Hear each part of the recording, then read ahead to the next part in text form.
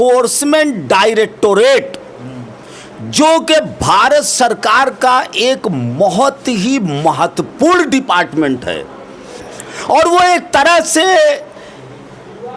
Spinal cord है वो भारत के पूरे अर्थव्यवस्था और भारत के सिस्टम का।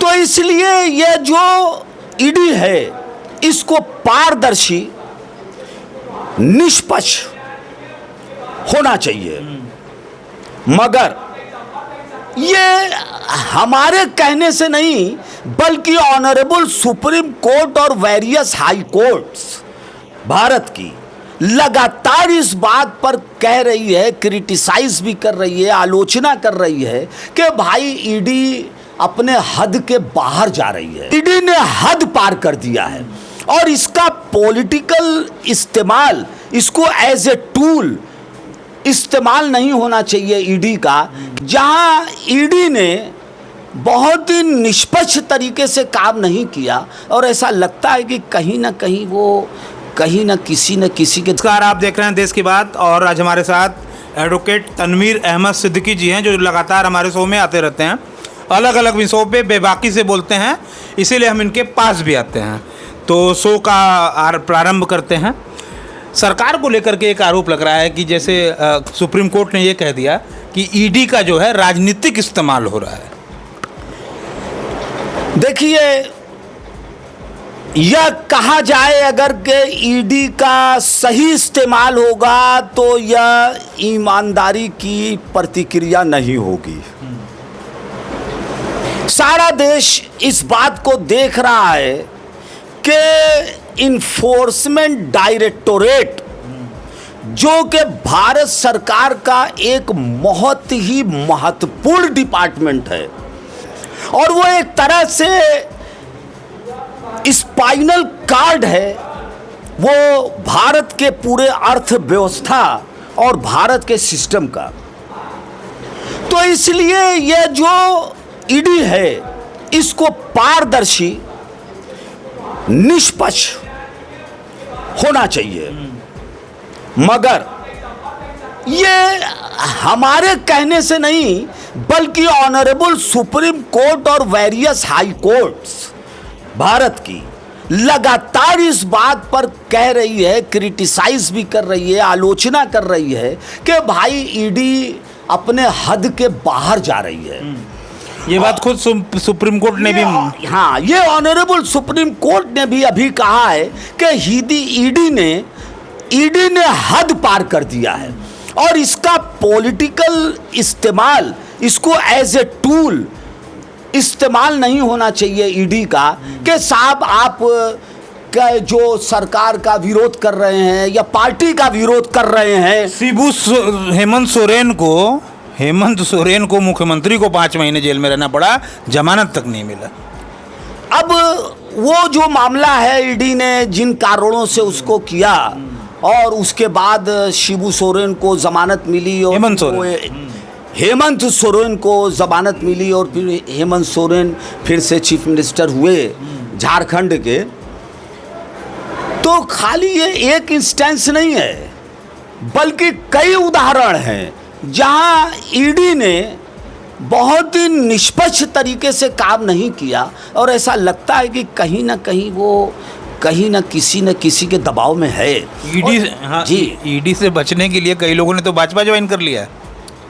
अब सवाल ये है कि भाई मैं तो नाम लेके बता सकता हूँ। अब तो सवाल ये पैदा होता है कि भाई लोग अपना सम्मान बचाने के लिए, अपने परिवार बचाने के लिए, अपनी प्रॉपर्टी बचाने के लिए तो वो कुछ भी करेगा, मरता क्या न करता, उसके पास क्या ऑप्शन है। मगर एक बात मैं कहूँगा, देखिए, एक नेशनलिस्ट होने के नाते, एक देश प्रेमी होने के नाते और भारत को हम चाहते हैं कि ये विश्व का सबसे मजबूत शक्तिशाली भारत हो और एक ऐसा गौरवशाली भारत हो जिस पर भारत के 1 अरब 45 करोड़ लोग नाश कर सके, अभिमान हो कि हम इस भारत में हैं।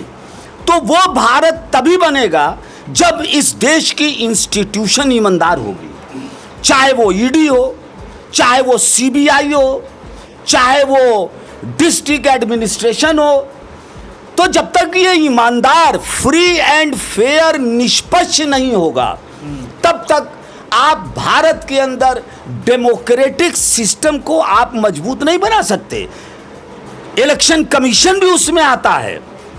क्या चुनाव आयोग का काम क्या है? निष्पक्ष रूप से चुनाव कराना। बिल्कुल भाई, चुनाव आयोग का निष्पक्ष रूप से चुनाव कराना है। मगर आप ही देखिए कि बिहार में नवंबर में चुनाव, एसआईआर आप देखिए कि बिहार में नवंबर में चुनाव है और आप एसआईआर अभी करा रहे हैं। और आनंद फानन में 1 लाख से ज्यादा लोगों को आपने बीएलओ को सबको लगा दिया। तेजस्वी यादव ने तो ये तक कह दिया कि अगर उसके पहले के मतदाता अवैध हैं तो प्रधानमंत्री भी अवैध हुए।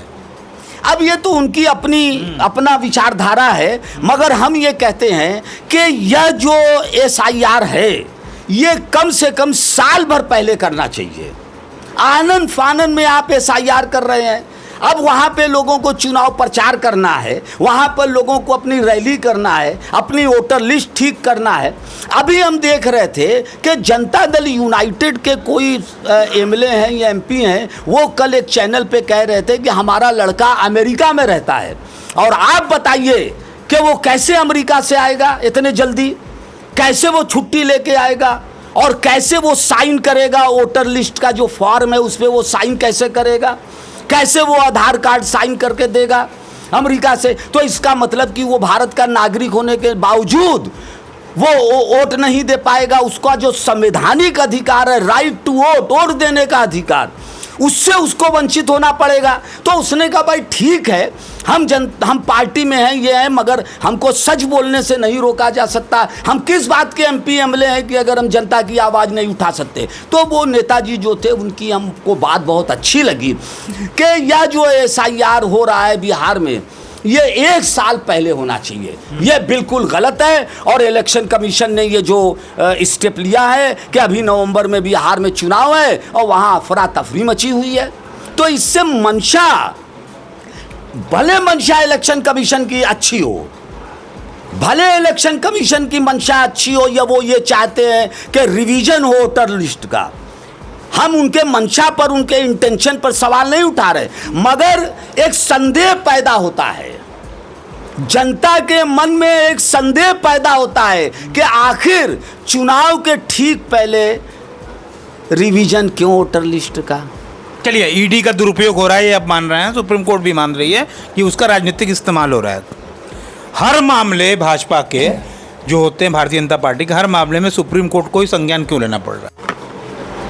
अब हर मामले में सुप्रीम कोर्ट को, माननीय उच्चतम न्यायालय को संज्ञान लेना पड़ रहा है, नहीं लेना पड़ रहा है, यह तो हम नहीं कह सकते कि हर मामले में, मगर इतना तो कह सकते हैं कि कोर्ट इंटरवेंशन बढ़ा है। इतना तो हम कह सकते हैं कि बार बार पत्रकारों पर एफआईआर हो रही है। लोग अगर कुछ अपना फ्रीडम ऑफ एक्सप्रेशन, बोलने की आज़ादी है, अगर कोई कुछ बोल रहा है तो उस पर एफआईआर हो रही है। अजीत अंजुम पर एफआईआर हो गई। तो एसआईआर की रिपोर्ट ही कर रहे थे बस। हाँ, एसआईआर की रिपोर्ट कर रहे हैं। भाई हम कहते हैं कि अगर एसआईआर की रिपोर्ट हो रही और अगर कहीं पर कोई वो इस तरह का मिसमैनेजमेंट हो रहा है, गलत हो रहा है, तो अगर किसी पत्रकार ने दिखाया, चाहे कोई पत्रकार हो, तो उसका तो स्वागत करना चाहिए इलेक्शन कमीशन को कि इस पत्रकार ने वोटरों के अधिकार के लिए लड़ाई लड़ा, बल्कि उसको इनाम देना चाहिए उस पत्रकार को। तो पत्रकार को इनाम उसको ये दिया गया कि उसके खिलाफ एफआईआर कर दी गई।